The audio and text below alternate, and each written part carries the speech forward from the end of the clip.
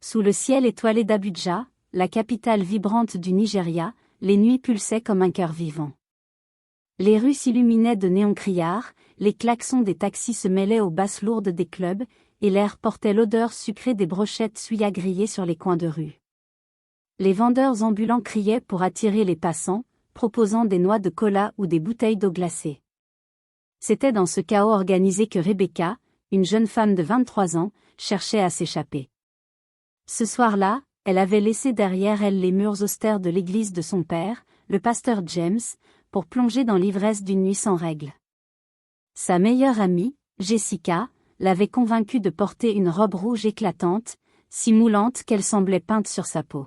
« Ce soir, tu es une reine, Becca », avait dit Jessica, ses yeux pétillants de malice alors qu'elle ajustait ses propres tresses ornées de perles dorées. Rebecca, d'ordinaire réservée, s'était laissée emporter par l'enthousiasme de son amie. Elle avait hésité devant le miroir, tirant sur l'ourlet de la robe qui révélait ses courbes. « C'est trop, osé », avait-elle murmuré. Mais Jessica avait balayé ses doutes d'un rire. « Oser ? Ma chérie, c'est la vie. Lâche-toi pour une fois. » Dans le club, l'atmosphère était électrique. Les lumières stroboscopiques dansaient sur les murs, projetant des éclats de bleu, de rose et de vert. Les rythmes afrobeat et trap faisaient vibrer le sol, et les corps en sueur se pressaient sur la piste. Rebecca riait, ses tresses volant au rythme de ses mouvements, un verre d'une boisson bleue pétillante à la main. Elle ne savait pas ce que c'était. Jessica l'avait commandé avec un clin d'œil au barman, mais le goût sucré et l'effet étourdissant effaçaient ses inhibitions. Elle se sentait légère, invincible, comme si le monde entier lui appartenait. À ses côtés, David, un homme au sourire charmeur et aux yeux sombres, la guidait sur la piste. Il portait une chemise blanche ouverte sur un torse musclé, et son parfum musqué emplissait l'espace entre eux. David avait cette aura magnétique qui attirait les regards, mais aussi une intensité qui mettait Rebecca mal à l'aise. Ses gestes étaient trop assurés, ses sourires trop appuyés. Pourtant, ce soir-là, elle se laissait porter, dansant collée à lui, ses talons rouges claquant sur le sol. Jessica, toujours au centre de l'attention, brandissait une bouteille de champagne, l'agitant comme une star de cinéma. « À la vie !»« À nous !» criait-elle, aspergeant la foule autour d'elle. Les gens riaient, levaient leurs verres, et Rebecca se joignait à eux, emportée par l'euphorie. Elle posa pour des photos, chanta à tue-tête des paroles qu'elle connaissait à peine, et prit même une photo d'un cocktail luminescent qu'elle posta sur Instagram avec la légende « Nuit de feu ». Cette nuit, elle se sentait libre, loin des sermons de son père, loin des regards scrutateurs de la congrégation qui la voyait comme « la fille du pasteur ». Mais cette liberté allait lui coûter cher. Quelqu'un, dans l'ombre du club, filmait. Un téléphone discret, tenu par une main invisible, captura Rebecca dansant dans sa robe rouge, les mains de David glissant un peu trop bas sur sa taille. La vidéo, floue mais reconnaissable, fut téléchargée en ligne quelques heures plus tard.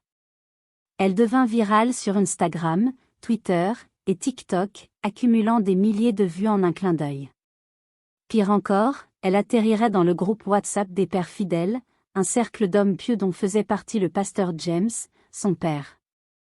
Rebecca ne se souvenait que de fragments de la nuit, le goût sucré de la boisson bleue, les éclats de rire de Jessica, la chaleur des mains de David sur sa peau, les néons qui semblaient danser avec elle. À un moment, elle avait trébuché, et David l'avait rattrapée, son souffle contre son oreille alors qu'il murmurait « T'es magnifique ce soir ». Elle avait ri, gênée, mais flattée. Elle n'avait pas remarqué les regards indiscrets, les téléphones pointés sur elle, ni l'homme dans un coin sombre du club, son appareil enregistrant chaque mouvement. Le lendemain matin, Rebecca se réveilla avec une migraine qui cognait comme un tambour de guerre. La lumière du soleil filtrait à travers les rideaux de sa chambre, brûlant ses yeux. Elle grogna, se frotta les tempes et tendit la main vers son téléphone, posé sur la table de chevet. L'appareil vibrait sans relâche, comme s'il était possédé. Une avalanche de notifications l'attendait, des messages de Jessica, de connaissances, et même d'inconnus. « Fille, t'es partout sur Internet », écrivait Jessica, suivie d'une série d'émojis rieurs. Regarde ce que Demanu a posté sur ce blog de potin, disait un autre contact. Vérifie vite les rumeurs, c'est chaud, ajoutait un troisième. Un frisson glacé parcourut son dos. Son estomac se noua, comme si elle venait d'avaler une pierre. Avec des doigts tremblants, elle cliqua sur un lien partagé par Jessica. La page chargea lentement, chaque seconde amplifiant son angoisse. Puis la vidéo apparut. Les images étaient floues, mais impossibles à méprendre. C'était elle, Rebecca, dansant sous les néons du club, sa robe rouge scintillant comme une flamme dans la nuit. Jessica, en arrière-plan, brandissait sa bouteille avec un rire triomphant. David, collé à elle, sa main reposant sur sa taille, trop bas pour être innocent. Les commentaires sous la vidéo étaient une tempête de venin. La fille du pasteur c'est Groover. Hypocrite. Elle chante à l'église et danse comme une star de OnlyFans. Voyez ce qu'elles font derrière les portes closes. Chaque mot était un coup de poignard, lacérant son cœur. Rebecca sentit sa gorge se nouer, ses yeux s'embuer. Elle fit défiler les commentaires, chacun plus cruel que le précédent. Le pasteur doit être fier, écrivait un anonyme avec un emoji moqueur. Elle est une mendiante trop gentille, raillait un autre. Plein d'hypocrites partout, concluait un troisième, accompagné d'un gif d'un pasteur secouant la tête. Rebecca relança la vidéo, espérant que ce n'était pas elle, que c'était une erreur. Mais chaque image confirmait la réalité. Elle voyait son propre sourire, insouciant, inconscient du désastre à venir. Elle ferma les yeux, mais les commentaires continuaient de défiler dans sa tête, comme une litanie sans fin. Elle voulait disparaître, s'enfoncer dans le sol, échapper à cette honte qui la submergeait. Mais le pire était à venir. La vidéo avait été partagée sur WhatsApp, et elle avait atteint le groupe des pères fidèles. Rebecca imagina son père, un homme respecté, connu pour ses sermons vibrants et sa foi inébranlable, découvrant ces images. À 15h42, le pasteur James rentrait d'une visite à l'hôpital où il avait prié pour un diacre atteint d'un cancer. Épuisé, il s'était assis sur le canapé de son salon, avait retiré son col clérical et ouvert son téléphone pour lire les messages du groupe. La vignette de la vidéo l'attendait, comme un piège tendu par le destin. Il n'avait pas bronché. Il avait cliqué, regardé, fait une pause, rembobiné, regardé encore. Le silence dans la pièce était plus lourd qu'un orage prêt à éclater. Sa fille, sa Rebecca, celle qui chantait « Saint-Esprit, descend », avec une voix qui faisait frissonner l'église, dansait maintenant dans un club enfumé, collé à un homme. Il posa son téléphone sur la table et murmura, la voix brisée, « Mon Dieu, s'il vous plaît, pas ma fille ». Rebecca, de son côté, était paralysée. Elle relut les messages, espérant trouver un indice, une explication. Mais il n'y avait rien, juste la cruauté brute des mots. Elle pensa à son père, à la déception qu'il devait ressentir. Elle imagina les regards des membres de l'Église, ceux qui l'avaient vu grandir, chanter, prier. Comment pourrait-elle les affronter maintenant? Elle se recroquevilla sur son lit, le téléphone tombant sur les draps, et laissa les larmes couler. Ce soir-là, Rebecca rentra chez elle, le cœur battant à tout rompre. Elle s'attendait à une explosion, des cris, des reproches, peut-être même des larmes. Mais rien. Son père l'accueillit avec un calme glacial, ses yeux évitant les siens. Sa mère, Métis, l'embrassa sur la joue comme à son habitude, mais son geste était mécanique, son regard chargé de questions muettes. Ils mangèrent du riz jollof parfumé et du poulet grillé, assis autour de la table en bois massif. Le silence était assourdissant, seulement brisé par le cliquetis des couverts et le bourdonnement d'un ventilateur au plafond. Rebecca sentait la tension peser sur elle comme une couverture de plomb. Chaque bouchée avait un goût de cendre. Elle transpirait, ses mains moites serrant sa fourchette. Elle voulait parler, expliquer, mais les mots restaient coincés dans sa gorge. Le regard fuyant de son père, la façon dont sa mère l'observait comme si elle était une étrangère, tout cela la rendait malade. Elle repensait à la vidéo, à ses milliers de vues, à ses commentaires qui la réduisaient à une caricature. Elle se sentait nue, exposée, jugée par le monde entier. Le lendemain, incapable de supporter ce silence oppressant, elle retrouva Jessica dans une suite Airbnb luxueuse, perchée au sommet d'un immeuble moderne d'Abuja. Les baies vitrées offraient une vue sur la ville scintillante, avec ses immeubles modernes et ses marchés grouillants. Mais Rebecca ne voyait que le chaos dans sa tête. Jessica, fidèle à elle-même, ajustait sa perruque blonde avec un rire moqueur. « Tu ne vas pas retourner chanter dans cette chorale, hein ?» lança-t-elle en sirotant un cocktail rose. « Ma fille, ta couverture est grillée. » Rebecca soupira, les yeux fixés sur le sol. « Ce n'est pas si simple, Jess. » Jessica lui tendit un verre de rosé frais. « Arrête avec ces histoires de culpabilité. Tu es trop bien pour ça. Allez, tu as déjà péché, autant en profiter. » Elle éclata de rire, mais son ton devint plus sérieux. « Tu sais que David est complètement obsédé par toi, non? Il menace tous les gars qui osent t'approcher. » Rebecca fronça les sourcils, un nœud se formant dans son estomac. « Il quoi? » Jessica sortit son téléphone et fit défiler un fil de discussion. David avait écrit « Elle est à moi. J'ai tout fait pour elle. Si je vois un autre mec près d'elle, je le ruine. » Le cœur de Rebecca s'emballa. Elle posa son verre, attrapa son téléphone et vit 30 appels manqués de David. Un frisson glacé la traversa. Elle avait toujours su que David était intense, mais cette possessivité la terrifiait. Elle repensa à ses sourires, à ses gestes, à la façon dont il semblait toujours savoir où elle était. Était-il plus dangereux qu'elle ne l'avait cru? Le lendemain, David se présenta chez elle sans prévenir. Il souriait, une petite boîte à la main, enveloppée dans un papier doré. « Pour toi, pour te protéger, » dit-il en lui tendant un collier en or délicat, scintillant sous la lumière du salon. Rebecca força un sourire, mal à l'aise. « Tu n'avais pas besoin de faire ça, David. » Il se pencha, murmurant, « Il y a un tracker dedans. Comme ça, je saurai toujours que tu es en sécurité. » Son sourire était doux, mais ses yeux brillaient d'une lueur possessive, presque menaçante. Rebecca hocha la tête, le cœur battant, incapable de répondre. Elle referma la boîte, la gorge sèche, et le regarda partir. Le collier, censé être un gage d'amour, lui semblait maintenant une chaîne, un moyen de la surveiller.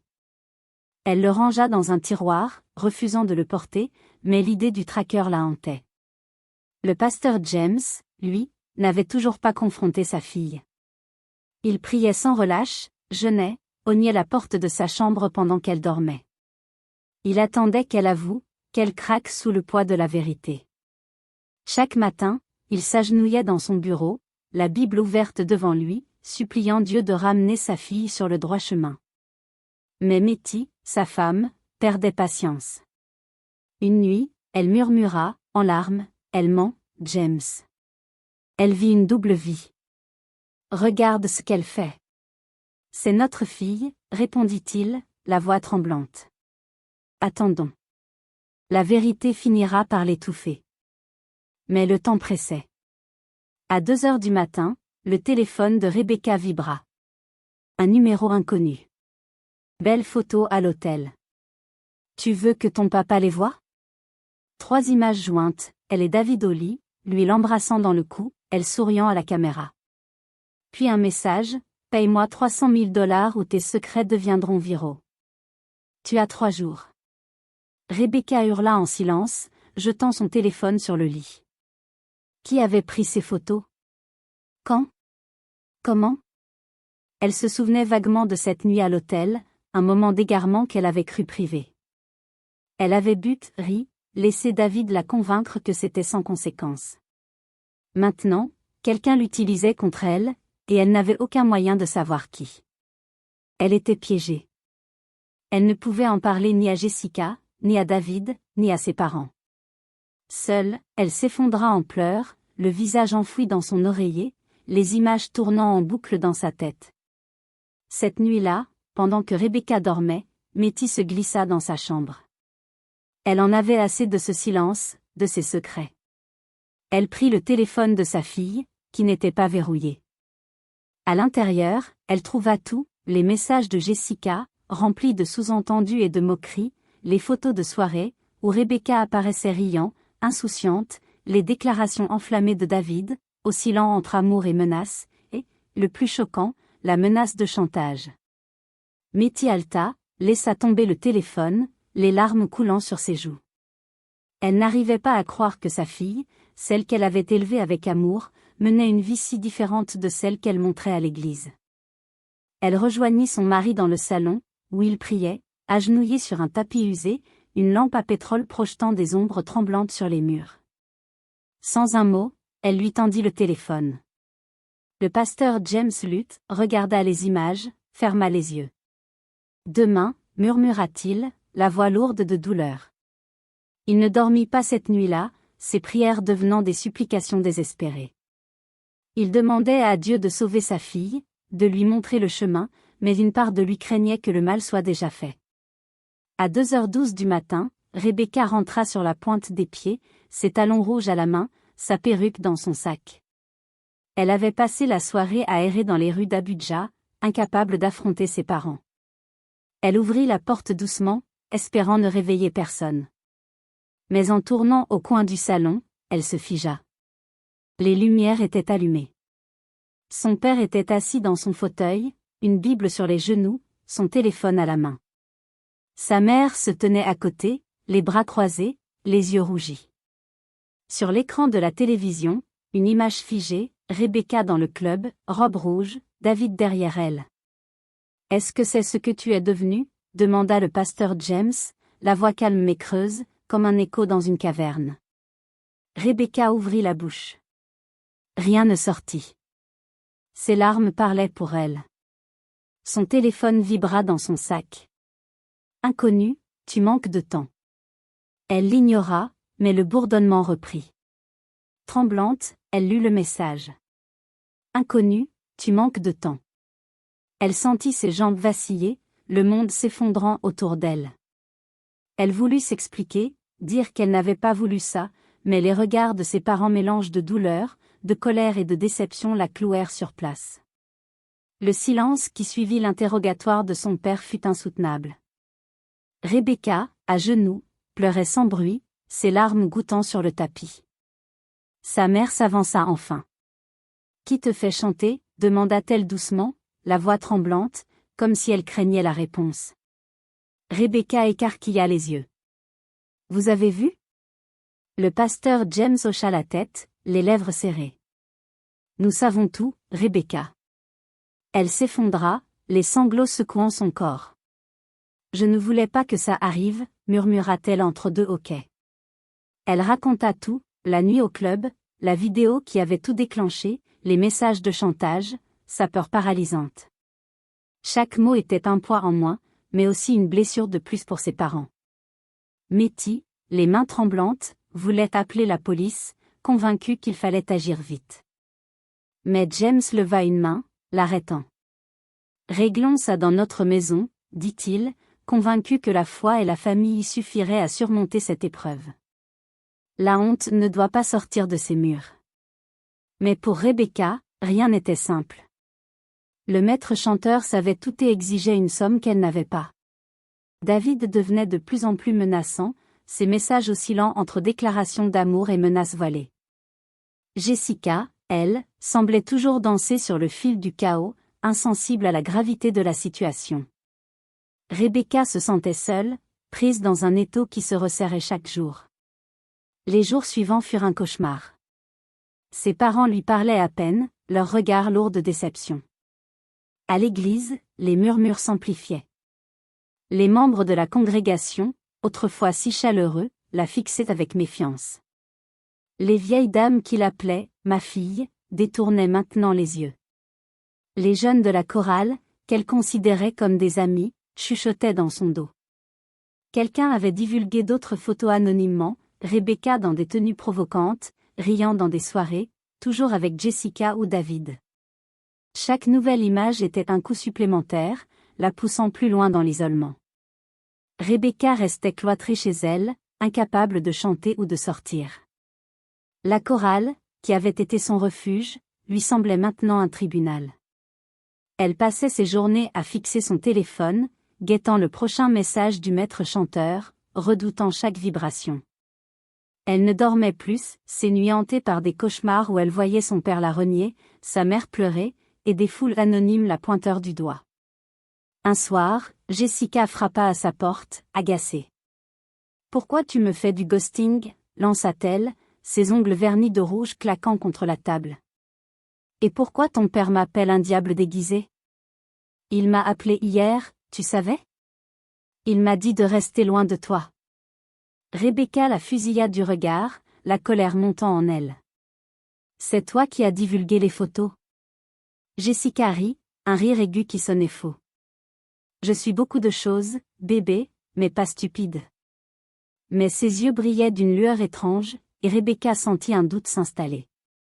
Jessica était toujours là, à pousser, à provoquer, à rire quand tout s'effondrait.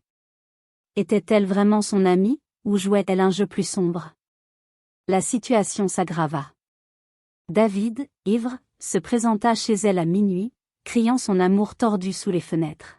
« Rebecca, tu es à moi. Sors, je sais que t'es là, hurlait-il, frappant à la porte. Les voisins, réveillés, ouvraient leurs rideaux, murmurant entre eux. Le pasteur James ouvrit, se tenant droit comme un pilier, sa silhouette imposante dans l'encadrement de la porte.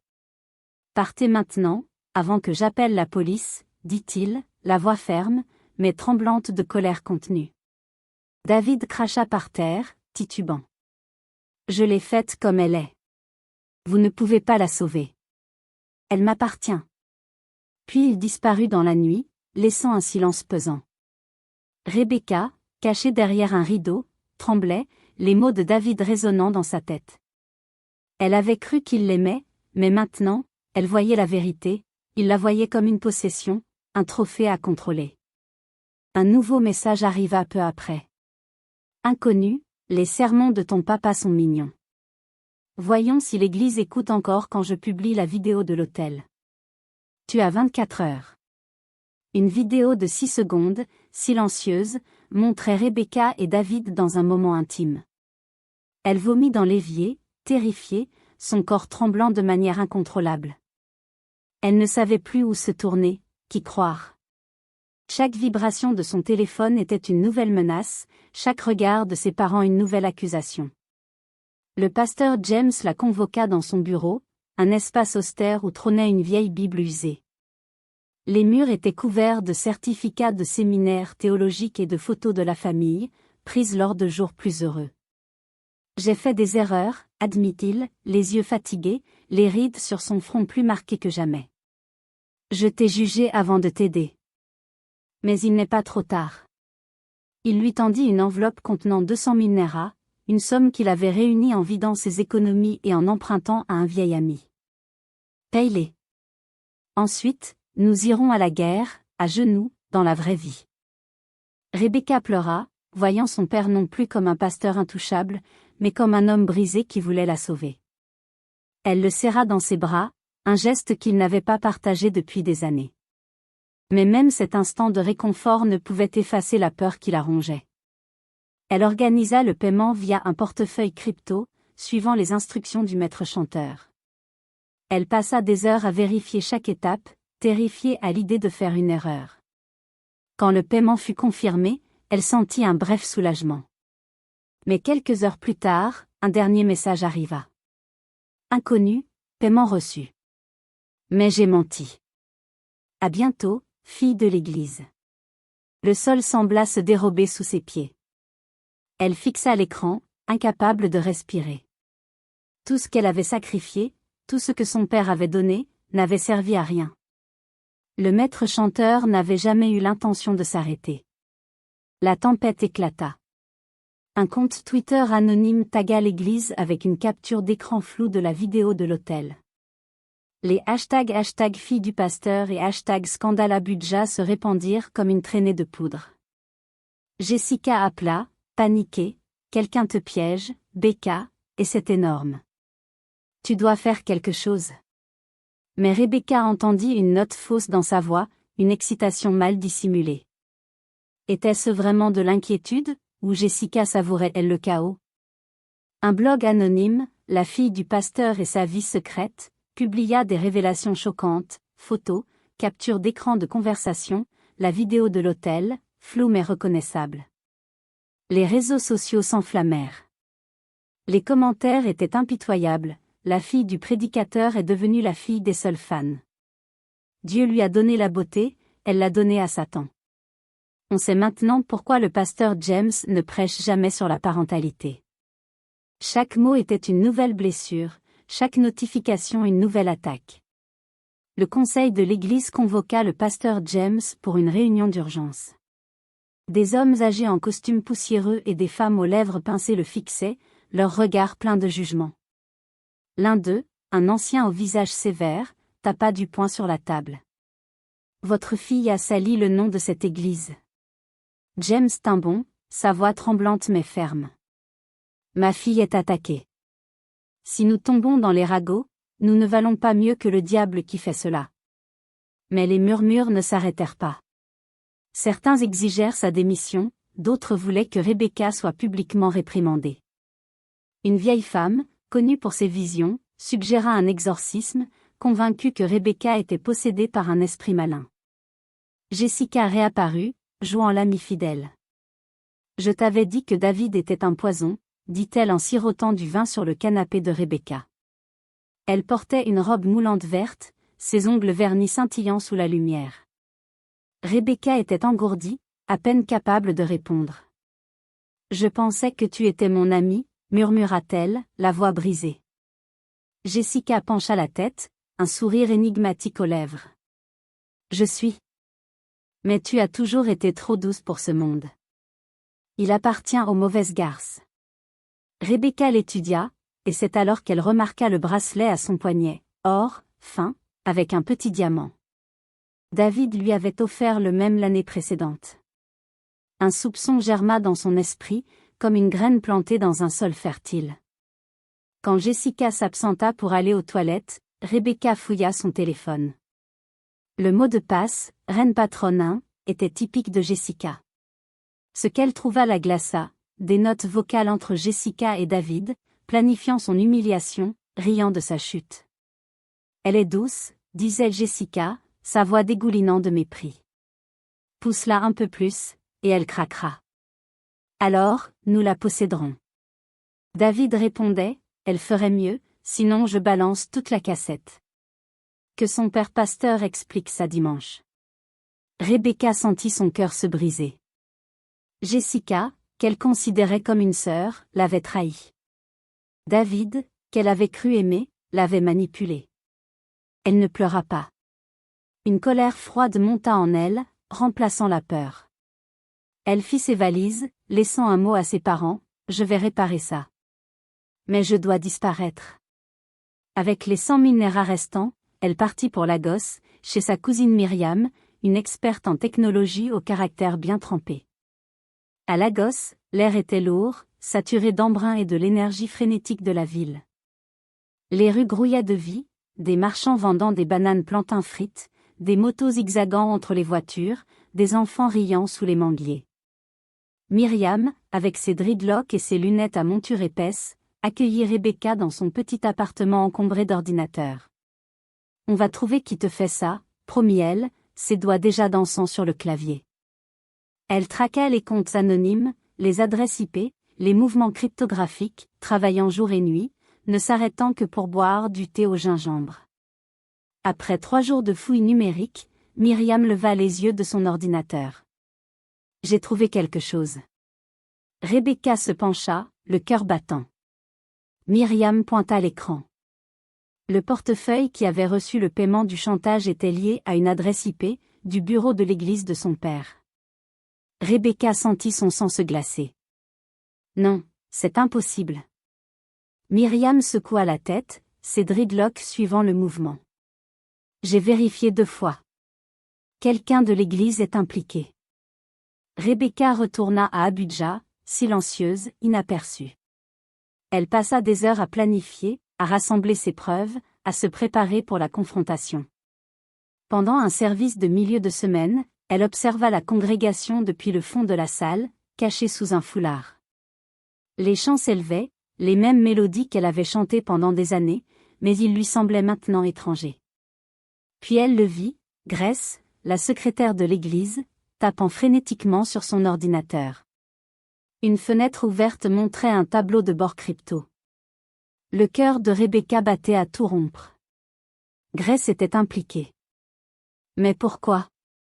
Rebecca attendit la fin du service de dimanche. La congrégation était partie, le soleil tapait fort dehors, faisant scintiller la poussière dans l'air. Elle entra dans le bureau de Grace et ferma la porte derrière elle. Elle posa son téléphone sur la table, en mode enregistrement. Je sais ce que tu as fait. J'ai la piste crypto, les enregistrements de connexion, même un enregistrement vocal de ton appel avec Jessica. Grace leva les yeux, surprise, puis éclata d'un rire amer. Tu penses que quelqu'un croira une fille d'église gâtée comme toi après tout ce qui s'est passé? Elle croisa les bras, son regard dur comme la pierre. Rebecca s'approcha, la voix ferme. Ils croiront ce que je leur montrerai. Et je vais tout montrer. Grace se pencha en arrière, un sourire narquois aux lèvres. Tu penses que c'est à propos de toi? C'est plus grand que toi, Rebecca. Ton père n'est pas le saint que tu crois. Elle ouvrit un tiroir verrouillé, révélant des dossiers sur les secrets de l'Église, des adultères, des détournements de fonds, des mensonges cachés sous des prières. Un dossier marqué Digi contenait des photos de David, du pasteur James, des virements bancaires. Son père payait David pour cacher ses propres péchés, des erreurs du passé, des dettes, des compromissions qu'il avait cru enterrer. Rebecca n'était qu'un pion, un levier pour faire chanter le pasteur. Rebecca sentit le sol vaciller. Tout ce qu'elle avait cru savoir sur son père, sur sa famille, s'effondrait. Elle attrapa le dossier, les mains tremblantes, et quitta le bureau sans un mot. Cette nuit-là, elle affronta son père dans le salon. Les documents étaient étalés sur la table, comme des pièces à conviction dans un tribunal. Il avait l'air fatigué, vaincu, ses épaules voûtées sous le poids de la vérité. Je l'ai fait pour protéger le ministère. Pour te protéger, dit-il doucement, les yeux baissés. Tu t'es protégé, répondit-elle, la voix tremblante de colère et de douleur. Et tu m'as utilisé comme bouclier. Il ne n'y a pas. Ses mains, posées sur la Bible, tremblaient légèrement. Rebecca se dirigea vers la porte, les larmes roulant sur ses joues. Je pars demain. Mais pas avant d'avoir tout mis en ligne.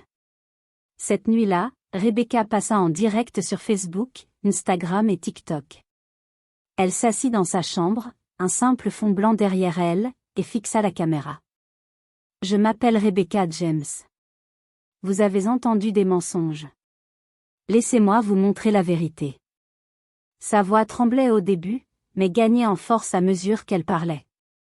Elle montra les photos, les preuves cryptographiques, les enregistrements vocaux. Elle raconta tout, la manipulation de David, la trahison de Jessica, le chantage de Grace, les secrets de son père. Elle ne cacha rien, pas même sa propre honte, ses propres erreurs. Internet explosa. Les commentaires affluaient, certains saluant sa bravoure, d'autres la traînant dans la boue. Elle est courageuse, écrivait une femme.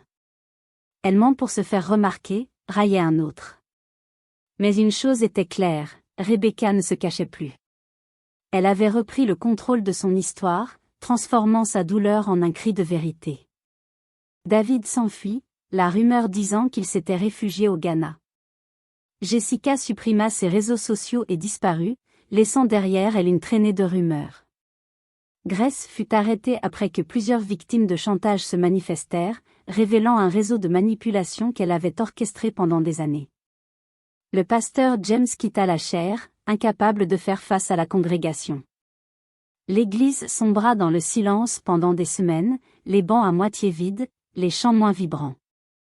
Un an plus tard, Rebecca vivait dans un petit appartement à Abuja, loin du faste des clubs et des murmures de l'église.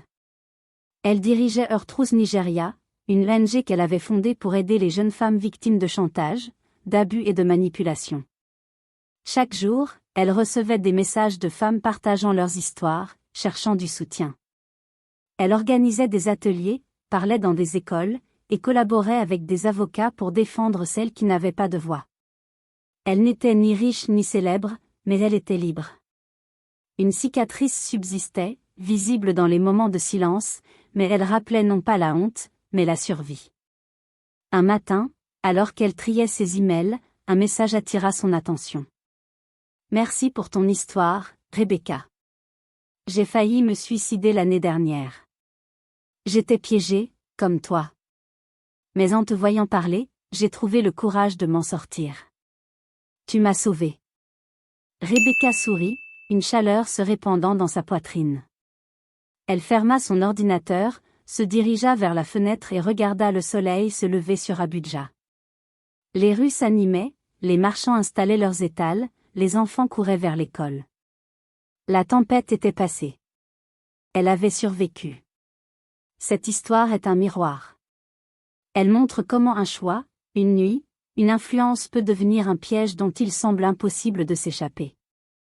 Elle montre comment le silence peut crier plus fort que les mots, comment les secrets gardés dans l'obscurité finissent par pourrir tout ce qui les entoure. Mais surtout, elle montre que la vérité trouve toujours une issue. La guérison est compliquée, se libérer est douloureux, mais la liberté en vaut toujours la peine. Rebecca a choisi de s'exprimer, de reprendre son histoire, de transformer sa douleur en force. Et vous, quel secret gardez-vous? Quelle vérité pourriez-vous libérer? Que cela soit votre signe pour vous libérer, pour vous pardonner, pour recommencer. Parce que peu importe à quel point vous êtes tombé, vous n'êtes jamais allé trop loin.